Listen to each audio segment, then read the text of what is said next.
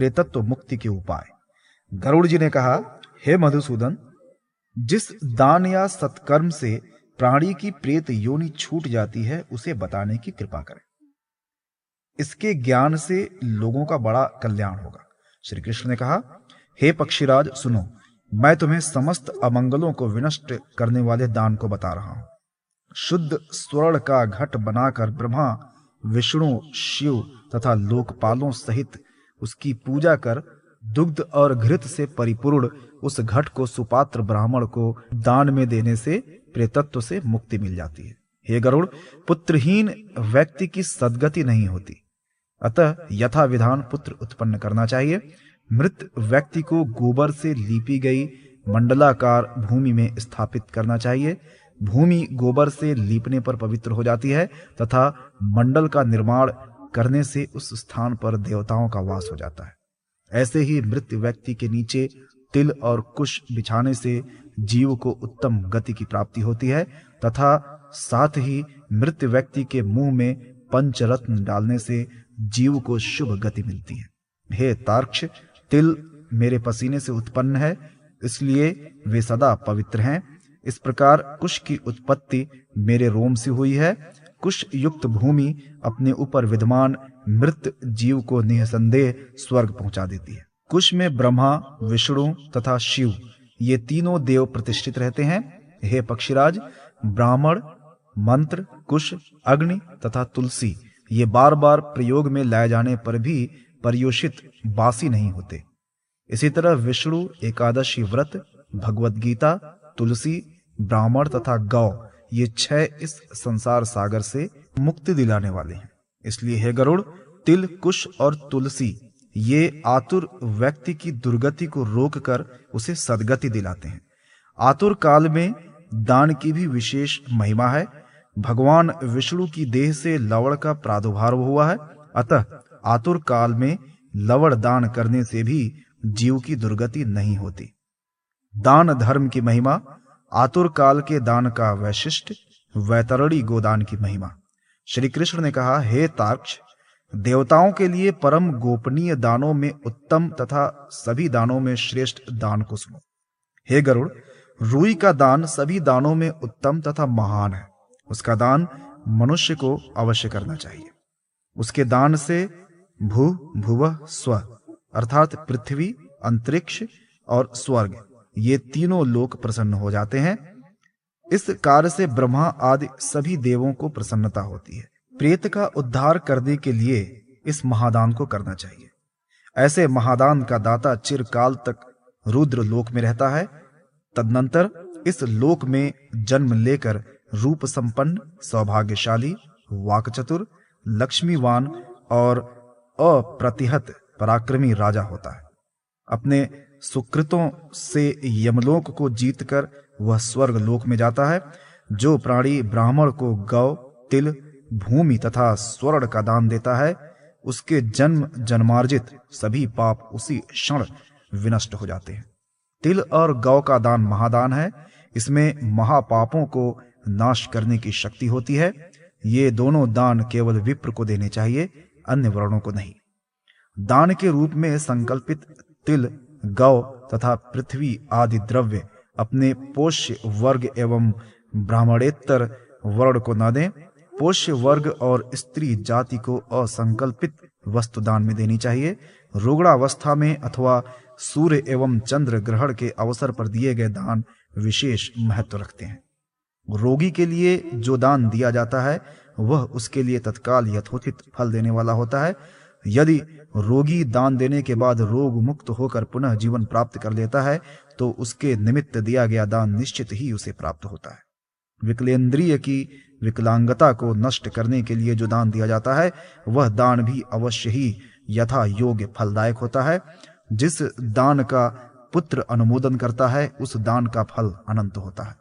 अतः उसके सगे संबंधी अथवा पुत्र को तब तक दान देना चाहिए जब तक उसका आतुर संबंधी या पिता जीवित हो, क्योंकि अतिवाहिक प्रेत उसका भोग करता है।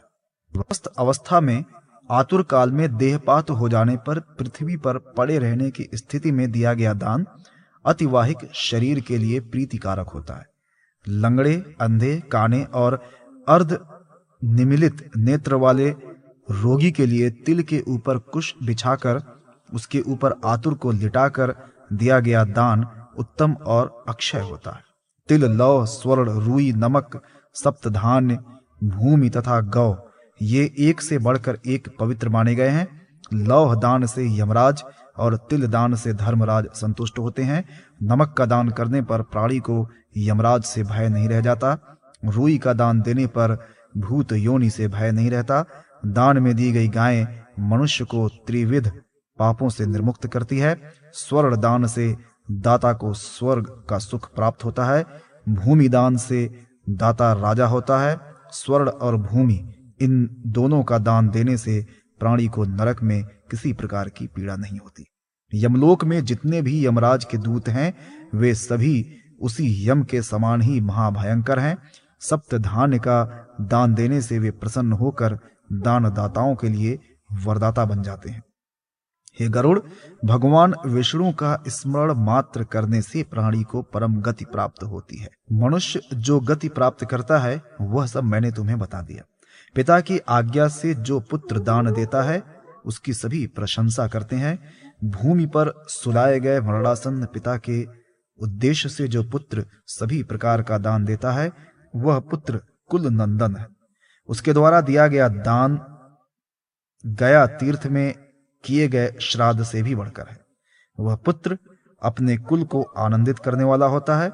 जिस समय अपने लोक को छोड़कर बेचैन पिता की परलोक यात्रा का काल समीप हो उस समय पुत्रों को प्रयत्न पूर्वक दान देना चाहिए, क्योंकि वे ही दान पिता को पार करते हैं। पुत्र को पिता की अंत्येष्टि क्रिया अवश्य संपन्न करनी चाहिए। इतना करने मात्र से अन्य सभी बहुविध दानों का फल प्राप्त हो जाता है, क्योंकि अश्वमेघ जैसा महायज्ञ भी इस पुण्य के 16वें अंश की क्षमता नहीं रखता।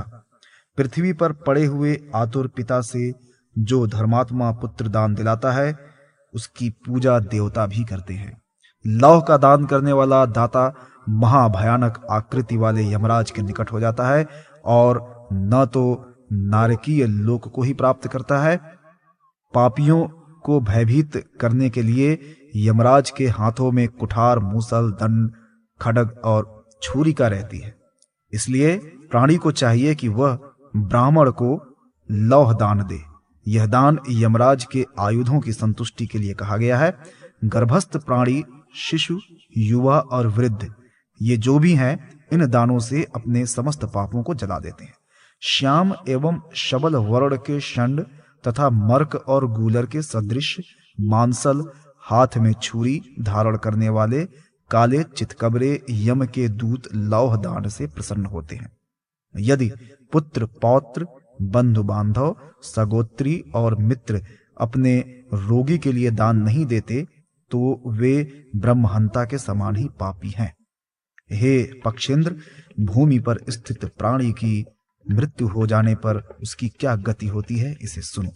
अतिवाहिक शरीर वाला प्रेत वर्ष समाप्त होने के पश्चात पुनः पुण्य का लाभ प्राप्त करता है। इस संसार में 3 अग्नि, 3 लोक, 3 वेद, 3 देवता, 3 काल, 3 संधियां, 3 वर्ण तथा 3 शक्तियां मानी गई हैं। मनुष्य के शरीर में पैर से ऊपर कटि प्रांत तक ब्रह्मा निवास करते हैं। नाभि से लेकर ग्रीवा भाग तक हरि का वास रहता है और उसके ऊपर मुख से लेकर मस्तक तक व्यक्त तथा अव्यक्त स्वरूप वाले महादेव शिव का निवास है।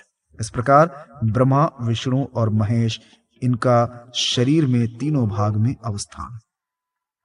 मैं ही जरायुज, अंडज, स्वेदज और उभिद्यज के शरीरों में प्राण रूप में स्थित रहता हूँ। धर्म, अधर्म, सुख, दुख तथा कृत अकृत में बुद्धि को मैं ही प्रेरित करता हूँ। मैं ही स्वयं प्राणी की बुद्धि में बैठकर पूर्व कर्म के अनुसार उसको फल प्रदान करता हूँ। प्राणियों को मैं ही कर्म से प्रेरित करता हूँ। उसी के अनुसार प्राणी निश्चित ही स्वर्ग, नरक और मोक्ष प्राप्त करता है। स्वर्ग अथवा नरक में गए हुए प्राणी की तृप्ति श्राद्ध के द्वारा होती है। इसलिए विद्वान व्यक्ति को तीनों प्रकार का श्राद्ध करना चाहिए। मत्स्य, कूर्म, वराह, नारसिंह, वामन, परशुराम, श्री राम, कृष्ण, बुद्ध और कल्कि, ये 10 नाम सदैव मनीषियों के लिए स्मरण करने योग्य हैं। इनका स्मरण करने से स्वर्ग में गए हुए प्राणी सुख का भोग करते हैं और स्वर्ग से पुनः इस लोक में आने पर सुख और धन धान्य से पूर्ण होकर दया, दाक्षिण्य आदि सद्गुणों से भरे रहते हैं।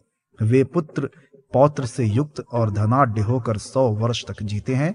रोगग्रस्त होने पर मनुष्य के लिए दान देना चाहिए और भगवान विष्णु की पूजा करनी या करानी चाहिए। उस समय उसे अष्टाक्षर या द्वादशाक्षर महामंत्र का जप करना चाहिए। श्वेत पुष्प से, धीमे पकाए गए नैवेद्य से, गंध धूप से भगवान विष्णु की पूजा करनी चाहिए तथा श्रुतियों और स्मृतियों में अभिवर्णित स्तुतियों में भगवान विष्णु की स्तुति इस प्रकार करनी चाहिए।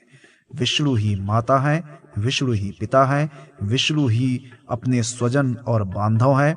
जहां पर मैं विष्णु को नहीं देखता हूं, वहां निवास करने से मुझे क्या लाभ। विष्णु जल में है, विष्णु स्थल में है, विष्णु पर्वत की चोटी पर है और विष्णु चारों ओर से माला रूप में घिरी हुई ज्वाला माल से व्याप्त स्थान में अवस्थित है। यह संपूर्ण जगत विष्णुमय है। ब्राह्मण, जल, पृथ्वी आदि जितने भी पदार्थ हैं उन्हें अपना ही स्वरूप समझना चाहिए। इसलिए हे खगेश, किसी भी स्थान पर मनुष्य पूर्व जन्मार्जित पाप पुण्य के अनुसार जिस कर्म को करता है उसका फलदाता मैं ही हूं। मैं ही की बुद्धि को धर्म में नियुक्त करता हूं और मुक्ति मैं ही देता हूं। हे ताक्ष, अंत समय आने पर मनुष्यों का हित करने वाली वैतरणी नदी मानी गई है। उसी के जल से अपने पाप समूह को धोकर प्राणी विष्णु लोक में जाता है। बाल्यावस्था का जो पाप है, कुमारावस्था में जो पाप हुआ है, यौवनावस्था का जो पाप है और जन्म जन्मांतर में समस्त अवस्थाओं के बीच भी जो पाप किया गया है, रात्रि, प्रातः, मध्याह्न, अपराह्न तथा दोनों संध्याओं के मध्य मन, वाणी और कर्म से जो पाप हुआ है, उन सभी पापों के समूह से प्राणी अपना उद्धार अंतिम क्षण में सर्व मनोकामनाओं को सिद्ध करने वाली एक भी श्रेष्ठतमा कपिला गौ का दान देकर कर सकता है। गोदान करते समय परमात्मा से ऐसी प्रार्थना करनी चाहिए, परमात्मन, गायें ही मेरे आगे रहें, गायें ही मेरे पीछे और पार्श्व भाग में रहें, गायें ही मेरे हृदय में निवास करें। मैं गायों के बीच में ही रहूं, जो सभी प्राणियों की लक्ष्मी स्वरूपा हैं, जो देवताओं में प्रतिष्ठित हैं। वे गौरूपिणी देवी मेरे विनष्ट करें। और्ध्वदैहिक क्रिया में विहित पद आदि विविध दानों का फल तथा जीव को प्राप्त देह के स्वरूप का वर्णन। श्री विष्णु जी ने कहा, हे गरुड़, जो मनुष्य पापाचार में लगे हुए हैं वे यमलोक को जाते हैं।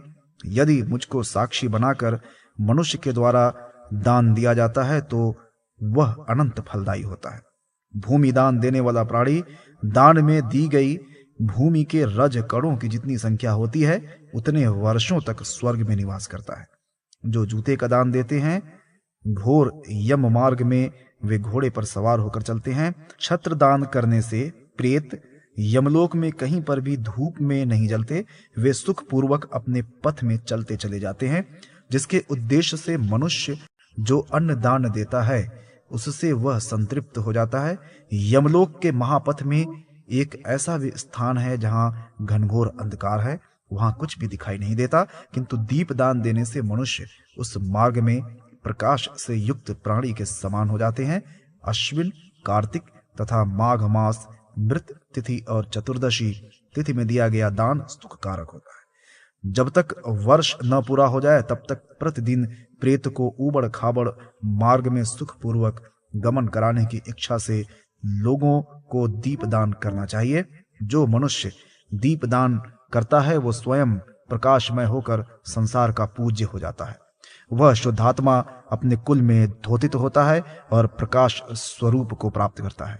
हे खगेश, देवालय में पूर्वाभिमुख, ब्राह्मण के लिए उत्तराभिमुख तथा प्रेत के निमित्त दक्षिणाभिमुख होकर सुस्थिर दीपक का दान जल से संकल्प पूर्वक करना चाहिए।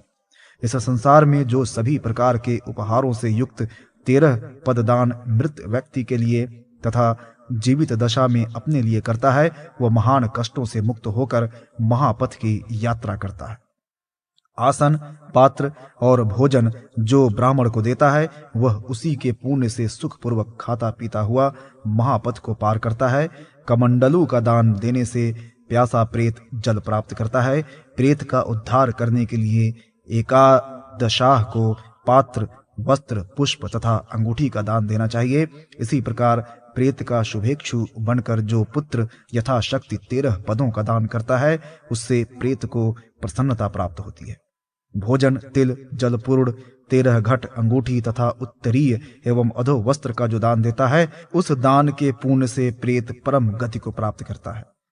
जो अश्व, नौका अथवा हाथी का दान ब्राह्मणों को देता है, वह उसी देय वस्तु की महिमा के अनुसार उन सुखों की प्राप्ति करता है। जो मनुष्य भैंस का दान देता है, वह नाना प्रकार के लोकों में विचरण करता है। यमदूतों के हर्ष वर्धन के लिए तांबुल और पुष्प का दान देना चाहिए। इससे संतुष्ट होकर वे दूत उस प्रेत को कष्ट नहीं देते। प्राणी को यथाशक्ति गौ, भूमि, तिल तथा स्वर्ण का दान अवश्य करना चाहिए। ऐसा मनीषियों ने कहा है।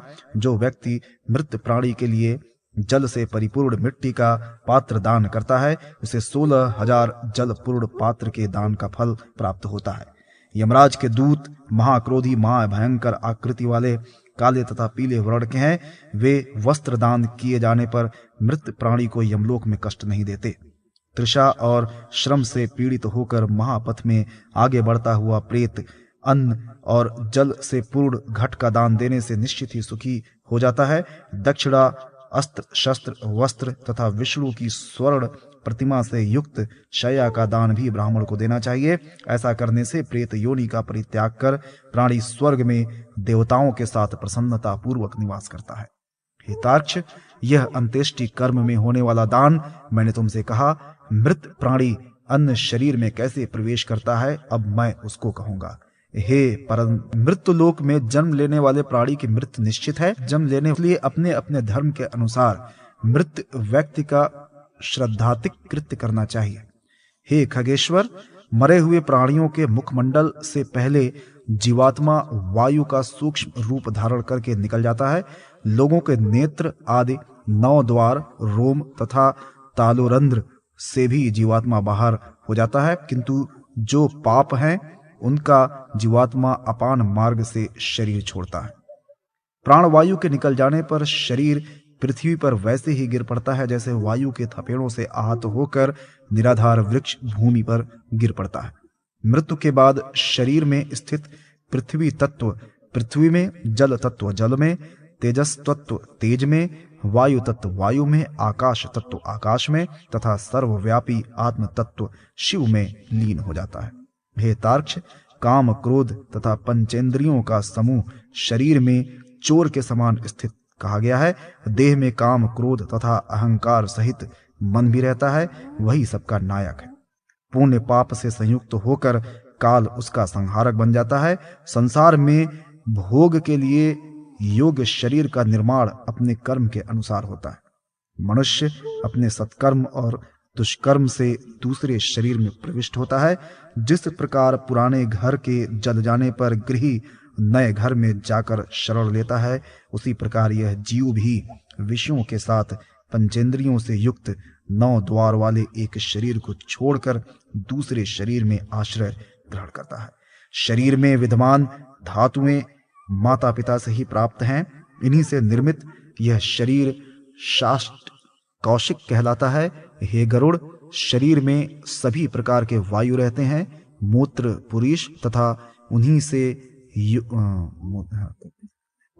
शरीर में सभी प्रकार के वायु रहते हैं। मूत्र पुरुष तथा उन्हीं के योग से उत्पन्न अन्यान्य व्याधियां रहती हैं। अस्थि, शुक्र तथा स्नायु शरीर के साथ ही जल जाते हैं। हे पक्षिन, सभी प्राणियों के शरीर का विनाश क्रम यही है, इसे मैंने कह दिया। प्राणियों का शरीर कैसा होता है, इसको अब मैं फिर से कह रहा हूं। हे गरुड़, पुरुष का शरीर छोटी बड़ी नसों से बंधा हुआ एक स्तंभ है। जिसको नीचे से पैर रूपी 2 अन्य स्तंभ धारण किए हैं। पंचेंद्रियों सहित उसमें 9 द्वार हैं। सांसारिक विषयों से युक्त एवं काम क्रोध से बेचैन जीव इसी शरीर में रहता है। राग द्वेष से व्याप्त यह शरीर तृष्णा का फिर से कर लीजिए कि लोभों से भरे हुए जीव का यह शरीर पुर है। यही स्थिति सभी शरीरों की है। इसी शरीर में सभी देवता और 14 लोक स्थित है। जो लोग अपने को नहीं पहचानते वे पशु के समान माने गए हैं। हे पक्षीराज, इस प्रकार ऊपर बताई गई प्रक्रिया से निर्मित शरीर का वर्णन मैंने किया।